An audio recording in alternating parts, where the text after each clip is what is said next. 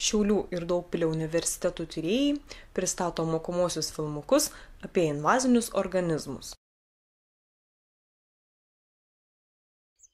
Vienametis aukštaūgis 1–2 metrų aukščio, kartais iki 3 metrų aukščio augalas storų, sultingų, rausvo atspalvio, tuščio vidurių, ties bambliais aiškiai sustorėjusių stiebų.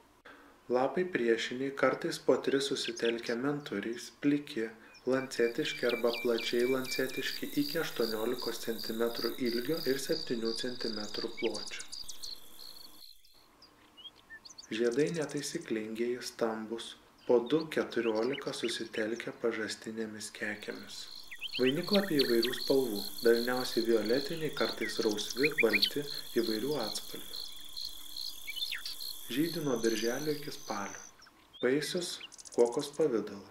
1,5–3,5 cm ilgio dėžutė, kuri sėklomis subrendus staiga sprogsta ir išsvaido sėklas. Savaime bitinė sprigė paplitusi Himalajų vakarinėje dalyje. Auga kalnuose, kalnų slėniuose, dažniausia vandens telkinių pakrantėse. Dažniausia auga nuo 1800 iki 4000 metrų aukštyje virš jūros lygio. Kaip svetimžemis augalas ši rūšis plačiai paplitusi Europoje ir natūralizavusi net už šiaurės poliarinio rato. Taip pat aptinkama Šiaurės Amerikoje ir Australijoje, kai kuriuose Azijos regionuose. Europoje bitinė sprigė pradėta auginti 1839 metais Jungtinėje karalystėje. Žemyninėje Europos dalyje pradėjo plisti 20 amžiaus pradžioje. Baltijos šalyse pradėta auginti 19 amžiaus pabaigoje kaip dekoratyvinis augalas. Lietuvoje pirmą kartą sulaukėjusių bitinių sprigių rasta 1959 metais, Latvijoje 1898 metais.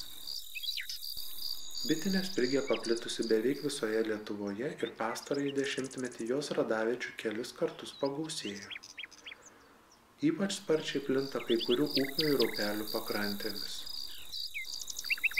Šiaurės Lietuvoje gana dažnai aptinkami dideli sąžalynai paežerėse, pelkėtų ir aliuvinių miškų pakraščiuose. Latvijoje rūšis apyrėtė, tačiau taip pat sparčiai plinta. Dažniausiai auga drėgnose ir šlapiose buveinėse prie vandens telkinių, pamiškėse, miškuose, dykvietėse, prie sodybų, kartais pasitaiko nendrynuose, šaltiniuotose žemapelkėse.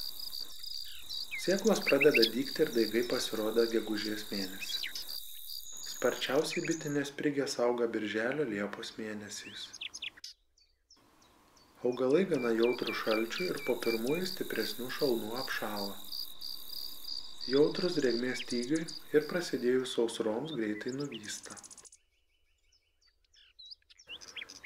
Dažnai, ypač drėgnose upių ir ežerų pakrančių buveinėse sudaro didelius ir tankius sąžalynus, kuriuose dauguma vietinių augalų sunyksta.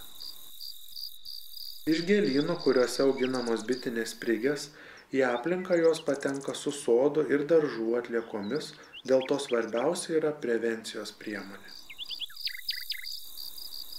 Jeigu šie augalai auginami gėlynuose, rudenį visus stiebus reikia sunaikinti, bet jokiu būdu neišmesti į pakrūmes, paupius ar kitas vietas.